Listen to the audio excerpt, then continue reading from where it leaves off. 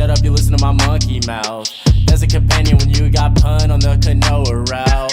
Hopped in a portal and got in a fight, Elias knocked him out. Bow, Naruto fighting style. Bow, UFC he tapped out. Bow, we win, we get crowned. Monkey mouth, monkey mouth, monkey mouth, monkey mouth, monkey mouth. Alrighty everybody, thank you for tuning in to this, the 39th iteration of the Konoha Companion. This is Joshua, I'm your Konoha Companion as always, and on this episode we're going to be covering episode 39 of Naruto entitled Narrowing the Field, Sudden Death Elimination. But before I get too far off into that, I want to go over what happened on the previous episode kind of briefly. The Squadlings had to figure out the riddle of the tower, opening their scrolls simultaneously, summoning Iruka, who congratulated them on passing the second phase of the tuning exams and giving them a pep talk for the next phase. He explains the riddle of the tower. It basically explains that in essence, if you're dumb, you gotta study extra hard so that you can be prepared and know all the necessary elements so that you can succeed. And that if you are lacking in physical strength, you basically need to work on your strength and conditioning every single day so that it can always be improving. Long story short, get your mind and your body working as one. The missing symbol in the riddle is meant for whoever's reading the riddle to fill in on their own, right? It's whatever is important to them. Iruka wants to protect them, but they really don't need it anymore, and he kind of realizes that with a series of flashbacks. Anko and Lord Third meet and they mention the legendary Sannin. This is the very first time that we've heard any mention of the three legendary Sannin.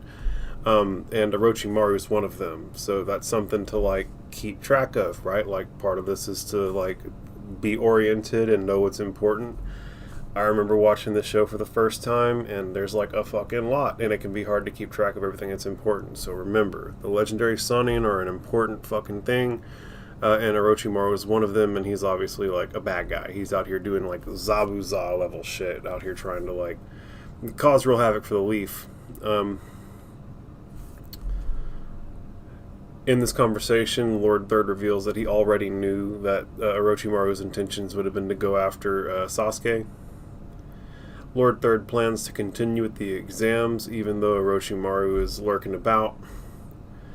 They're going to have to hold a preliminary exam for the third round. It's the first time in 5 years they've had to do that. I'd be curious to know what the deal is with those dudes from 5 years ago, like what that class looks like, how good they were.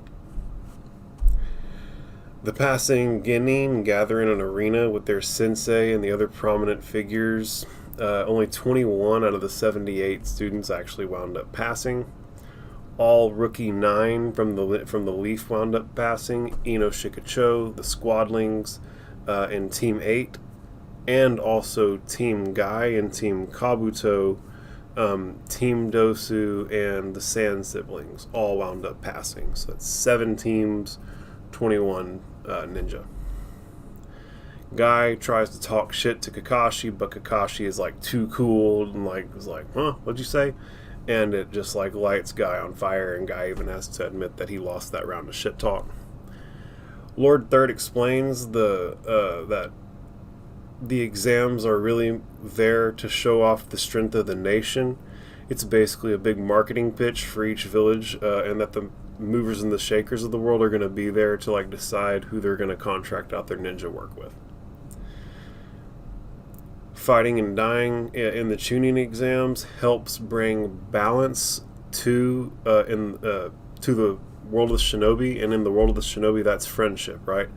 So, fighting and dying for the sake of the attainment or preservation of balance is friendship in the shinobi world. That's like some heavy shit that the Hokage just said, and it might be in like your best interest to remember that, because this might be something that comes up several times throughout the series, right? Lord Third goes on to explain that the third exam, but the proctor, Hayate Gecko, leaps in and asks to go ahead and take over things from there, and the Hokage obliges. Hayate addresses the Genin, but the dude is like just coughing uncontrollably, and it's frankly distracting even for us as viewers, so it's got to be hard for the students to deal with anything outside of just like wondering why this guy's coughing so fucking much. And the episode ends, right? And so, whoops. We're 5 minutes in, and we're starting on the episode that we're on currently, and back where it kind of takes us back just a little bit to where the Hokage's telling them about shinobi friendship, right? Fighting and dying for the sake of the preservation or the attainment of balance in the shinobi world is friendship. And they like run that by us again, right? It's important enough for them for that to be like one of the only lines that they give him in this episode. Gaara is like, get on with it, man. I just want to know what the rules of the third exam are already so that I can get on with like whooping ass. The Hokage obliges when suddenly the proctor of the third exam, who's revealed to be Hayate Gecko, leaps in and takes over. He addresses the students, but he has a terrible cough, and it's obviously really distracting, as I just mentioned. And he goes on to explain that they're going to have a preliminary exam, and as you can tell by the title of the episode, it's going to be a sudden death elimination. When the students ask why, he explains that maybe the first 2 rounds were too easy, and that they have to reduce the number of candidates, and the rules say that they can hold a preliminary exam during any round to reduce the number of candidates.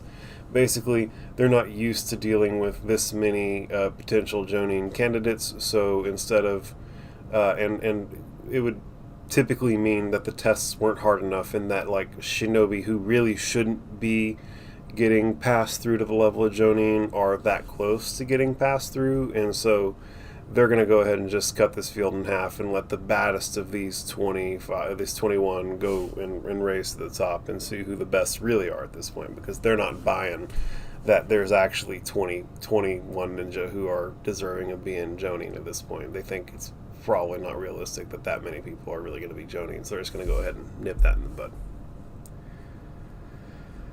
He gives anyone who wants an opportunity to bow out of the preliminary exam because it's going to start immediately. Everyone kind of groans and has their own gripes when Naruto kind of gulps nervously and the title slide comes in and Naruto reads, "Narrowing the field, sudden death elimination." Hayate continues that it'll be one-on-one sudden death elimination fights.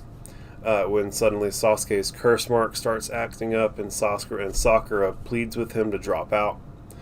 Naruto questions internally about the mark. I don't think that at this point Naruto is actually aware of Sasuke's mark. This all happened while he was knocked out. Remember, right before Orochimaru bit Sasuke, Naruto got smacked by the giant snake and got slapped up against a tree and got knocked out.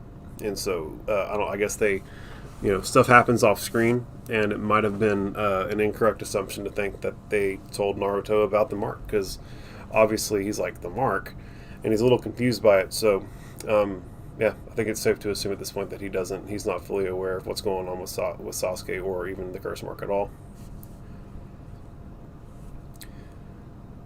It flashes us back to Orochimaru giving him the curse mark and asserting that Sasuke will speak to him, will seek him out on his own in pursuit of greater power.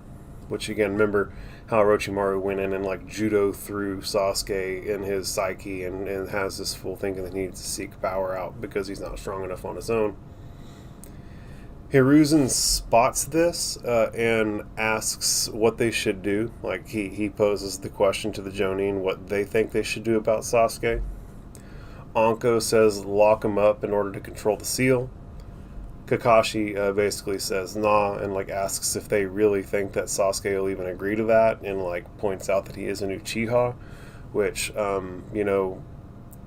guess Uchiha clan members are less likely to like be subservient to authorities. I don't know, but like just whenever he was providing a reason as to why Sasuke might not agree to it, it's because he's an Uchiha type shit. So there's something to like the Uchihas being a particular type of way. Anko asserts that Sasuke is a danger to everyone, and as he gets stronger, so too will the curse mark. She explains that the curse mark is a forbidden jutsu that devours whoever it's on, and that Sasuke should be dead by now. Which begs the question, just how strong is Sasuke, right? This curse mark should have killed him by now, and instead of it having killed him, he's still like standing and like ready to go and fight in a one-on-one elimination fight. So Sasuke is a fucking badass, man, is like the long and short of it. Sakura continues to plead ever more desperately to get Sasuke to stop, and even threatens to tell the superiors about the mark. I think it's funny that they are unaware of the Jonin's awareness of the circumstance. Suddenly, Kabuto Yakushi, old gray hair with glasses who helped the squadlings, who actually turned out to be a spy for Orochimaru, raises his hand and bows out of the competition. He gets dismissed, and as he's leaving, Naruto confronts him about why he's quitting.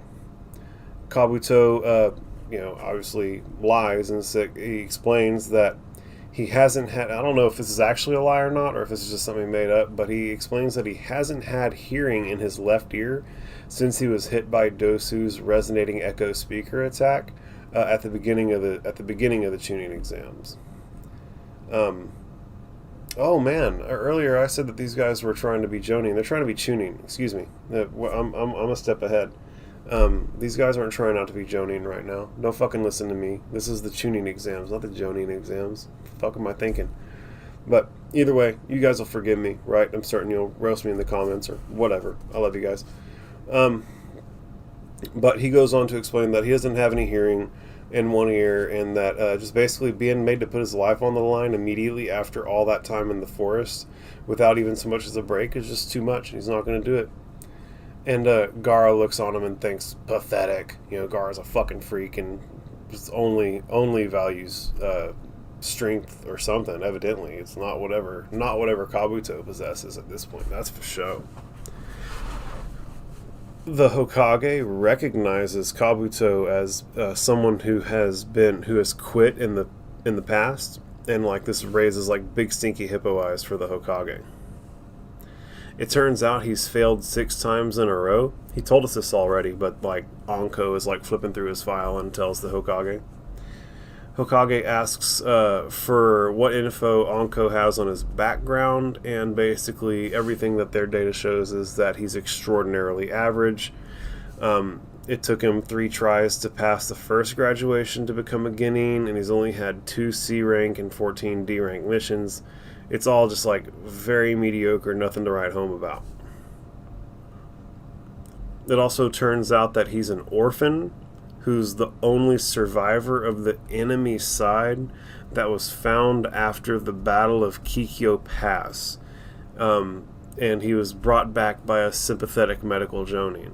And so I don't know what nation he was originally from, where Kikyo Pass is, why any of that was going on currently, but just know that Kabuto is an orphan from a place that the Leaf was fighting, and the Leaf wiped out everybody who was there except for him, and now he was brought back to the Leaf by a Jonin, and now he's a fucking spy working for Orochimaru. One of Kabuto's teammates, Yoroi, asks him what he's doing and if he's forgotten Orochimaru's orders, and Kabuto tells him that he's basically leaving the fulfillment of Orochimaru's remaining orders to him, and that basically this is his opportunity to usurp Kabuto and to take Kabuto's position. That's something he's always done. This is an opportunity to prove yourself and maybe like become everything that I am. So yeah, pretty wild little dynamic there. Yoroi again refers to Kabuto as Orochimaru's favorite, but warns him not to push it, right? And again, Orochimaru is one of the legendary Sannin, a big badass motherfucker, and so you might want to consider like not acting out on your own whenever you're under Orochimaru's employ. Like you might want to do exactly what Orochimaru says when he says it. So him like leaving on his own because Orochimaru's here, that might not be fucking the most clever thing for him to be doing. Kabuto heads out and smiles and waves at the squadlings, and Hayate asks if anybody else wants to quit. As Kabuto leaves, he thinks to himself that fighting might get his old self stirred up, and that would for sure blow his cover. Plus, Orochimaru's there now, so he doesn't need to oversee things anymore. And I'm curious what he means by his old self, right? What does that mean? What did he used to do? You know, he's already a fucking dickhead spy. Why does he get worse? You know, well, I'm curious at this point to really see, and hopefully we will see. And I mean, he does go on to say that he's going to save his fun for when he meets Naruto and Sasuke again. So, like, there's some foreshadowing here. He's expecting to see these two again.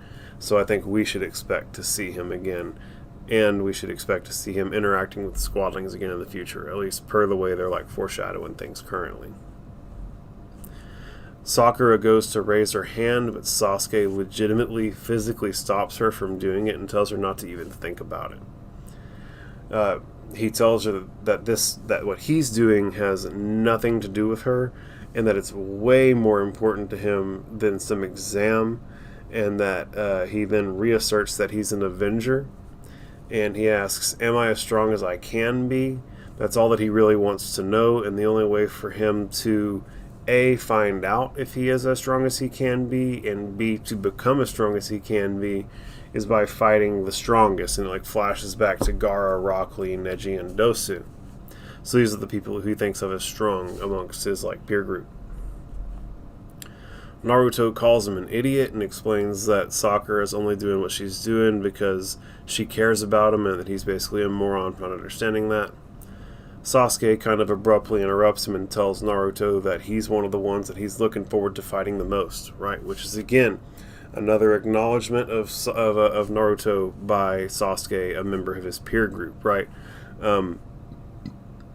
Out of everybody in his peer group, Sasuke's definitely been like the first one to accept him. Period. No one else has been any type of buddy with Naruto, really. I mean, even Sakura is kind of like ugly to him at points. I mean, she's tried to come through. She's tried to come through with him since the end of the Land of Waves arc. She's been much more Team Naruto, but Sasuke had become Team Naruto during the middle of the arc, so he was literally first.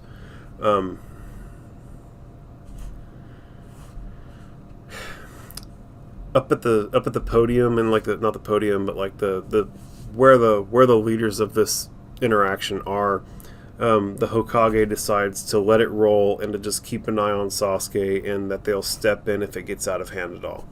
Anko doesn't like it, but agrees to it.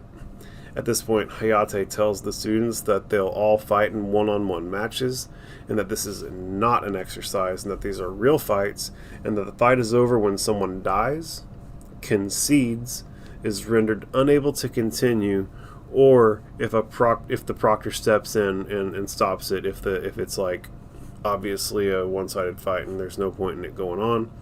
But there are no rules beyond that. Winners advance, and we're getting it going now. There are panels on the wall, and the names of the participants, chosen at random, appear there before each fight. The first two opponents are Yoroi Akuto, which is Kabuto's teammate with the black lenses over his eyes, the one that like looks clearly evil, versus Sasuke, our boy Sasuke. He's gonna be like the first fucking fight. How dope! Sucks that he's got his curse mark stuff going on, but it's our boy. We're gonna get to see him fight. It's gonna be a fun time. I'm here for it. They're told to come forward, and everyone else goes to the upper level so that they can have like a clear battle space. And Ino notices that Sasuke is acting strangely, right? So like Ino has always been fawning over Sasuke in quite the same way as Sakura has been. That's one of the catalyzing thing that's created their lifelong rivalry. And so it's neat to notice how Ino also sees some changes in Sasuke, and like she's very in tune with what's happening. As they're clearing out, Kakashi like kind of walks by and like kind of like real coyly on the slide tells Sasuke not to use his Sharingan, and tells him that the mark on his neck acts up, his life could be in danger, and that if it gets to that point, he'll have to step in and stop the fight, and then wishes him good luck and continues on his way, real chill-like. Sasuke thinks it's acting up when he uses his chakra and flashes back to all the times when it was bothering him, and it does seem like there's a pretty consistent correlation between him overexerting his chakra and the curse mark acting up. He also thinks that every time it acts up, it gains a little bit more control over him. And so that hadn't been like explicitly stated, and I don't even think it had really been alluded to so much, but at this point it's Sasuke's belief that every time that curse mark activates and starts giving him a hard time, it actually gets a little bit more control over him. And so he needs to absolutely make sure that that thing does not activate, because it's going to be bad for him. He doesn't want to lose control of himself to a fucking curse mark. He then determines that he's going to have to fight Yoroi without his Sharingan or any ninjutsu, and that he might as well try and get him to laugh to death, which is fantastic. Orochimaru thinks that Yoroi's unique skills are going to be disastrous for Sasuke. The fight starts and Yoroi throws shuriken at Sasuke, who deflects them with his kunai, but he's immediately floored by his curse mark. Like, he knocks away the shuriken and he's like, ah, already? Really? Like, he could tell he like thinks out loud, wow, I can't believe this type shit. Yoroi leaps in for the kill, but Sasuke slips him and trips him and puts him in an arm bar with the quickness. So Sasuke with the like fucking Brazilian jiu-jitsu, man. Shout out armchair mixed martial arts, man. This is a good move. He tripped him, knocked him over, took his arm, and like, looks like the fight's over. Yoroi, however, keeps calm and grabs Sasuke by like the front of the shirt, and his hand starts to glow blue with chakra. And Sasuke doesn't seem to understand what's happening and is effectively rendered immobile by this. Yoroi then like punches him on the chest and leaps away. He gathers himself and then leaps in and grabs Sasuke by the head with one arm and takes him to the ground. His hand that he's holding Sasuke's head with again starts to glow blue with chakra, and Sasuke literally goes limp and asks, "My chakra, what are you doing?" And Yoroi laughs maniacally and mocks that he's just now noticing, and the episode ends. And so this was a dope episode, right? They effectively kicked off the preliminary exams, and Sasuke is getting his ass kicked, to make a long story short. But I want to go over my like final thoughts just to make sure that like we're all aligned and coherent while we go along this like super long journey. It's important that you know how to think about this stuff so that you don't get confused later, because over the course of 1,000 episodes all the way to Boruto, through Boruto, there's a lot that happens, and so it's nice to have a guide, and that's what I'm here for. I know I needed one when I watched it for the first time. So again, the Hokage said that fighting and dying for the sake of maintaining or attaining balance is friendship in the shinobi world. Hayate Gecko is sickly as fuck. Homie got the tuberculosis bad. Like, what's going on with this dude coughing all over the place? Kabuto's got some balls that clank, acting on his own whenever he's under the thumb of Orochimaru. Homie may want to heed the warning of Yoroi and stop pushing it with Orochimaru, considering he's one of the 3 legendary Sannin. He is, however, a super slick liar for the way that he handled Naruto questioning him on the way out. It maybe makes sense since Kabuto is a spy, considering that the leaf destroyed his home and kind of like brought him here as an orphan of war. I think that it's probably pretty fair to say that there's like some resentment of the leaf on the end of Kabuto, and so you resent the leaf, you start supplying information about the leaf to the enemies of the leaf for the sake of getting vengeance. I can see how it happens, but they haven't determined any of that yet. We're gonna see. I might be full of shit. Hiruzen's spidey senses tingled like a motherfucker whenever he recognized Kabuto as someone who'd quit multiple times before. Kabuto thought if he stuck around with his old that if he stuck around, his old self might get stirred up, and I wonder what he means by that. What is his old self? We haven't seen anything really about his past. We've only heard about his past briefly in passing in conversation between Anko and Lord Third. We haven't had any like real good flashbacks or anything to really give us anything to really hold on to outside of the fact that he's an orphan of war from the Battle of Kikyo Pass, and that he was brought here by a sympathetic medical Jonin. Which again, they're a medical ninja, right? I don't know if I like clarified that, but like there are different roles. You know, they're sensory ninja. They're guys who specialize in taijutsu, and some of these people do medical ninjutsu, which is to obviously heal folk more effectively than traditional means of medicine. Our girl Sakura really cares about Sasuke. And good on Naruto for recognizing this and sticking up for her whenever Sasuke was kind of ugly to her about the way that she was getting involved in his affairs. Sasuke is a gangster. This fool doesn't even care about becoming a Chunin. All he wants to do is find out if he's as strong as he can be. And the only way to find that out / achieve it is by fighting the strongest. And again, it's like the Rock Lees, the Nejis, the Dosus, the Narutos of the world that make his little list. I think I might have missed one, but oh well.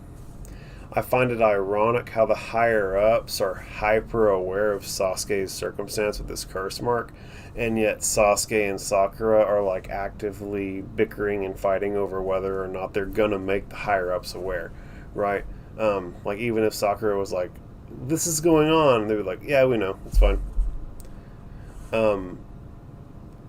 Crazy that Anko is adamant that the curse mark should have killed Sasuke as they consume those who are afflicted by them. And yet here is Sasuke fighting. How tough is this dude for real, for real? Preliminary rounds are again a 1-to-1 fight to the death / concession of victory / beaten into inability to continue / proctor stoppage, right? Bottom line is, if you get your ass kicked, you don't move forward, and half of all these Chunin candidates are gonna get axed. The first fight is Yoroi versus Sasuke. Let's go Sasuke. Great armbar, tons of fun, but Yoroi's got some tough jutsu to deal with.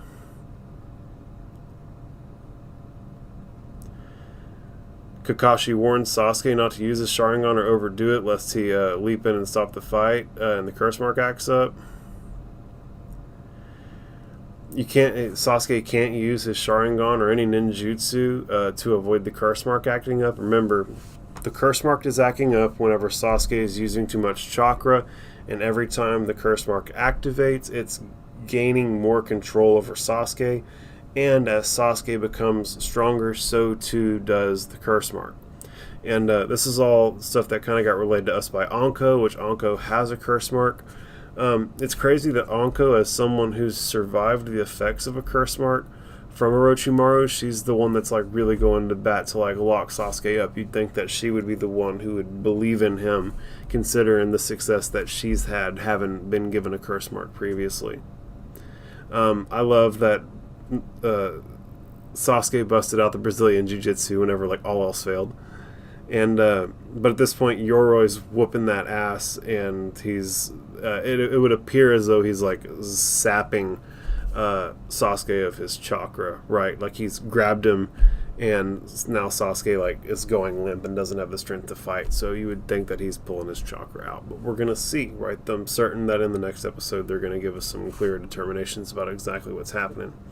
But with that, I believe I can put a pretty good bow on this one. It didn't go as long as most of the other episodes, but not a whole lot happened. I mean, again, in essence, they picked up in conversation where the proctor of the third exam, Hayate Gecko, leaped in and took over from the Hokage, and they basically explained the rules.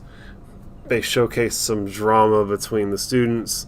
Kabuto dipped out because he doesn't feel like it's necessary for him to be there anymore. And then we're like halfway through the first fight. And so, you know, that was I was able to say all that in like a matter of 30 seconds. So not an incredible amount of stuff happened, but we're getting to see Sasuke fight. He's getting his ass kicked. He's dealing with some adversity right now. We're going to see how things go in the next episode. And with that, guys, like, follow, share, participate in the comments. Do anything to show any type of support you want, man. At the end of the day, it's all love. I love everybody. Thank you all so much for tuning in. I'm Joshua. I'm your Konoha companion, and I'm really looking forward to covering the next episode with you guys. Peace. Monkey mouth, monkey mouth, monkey mouth, monkey mouth.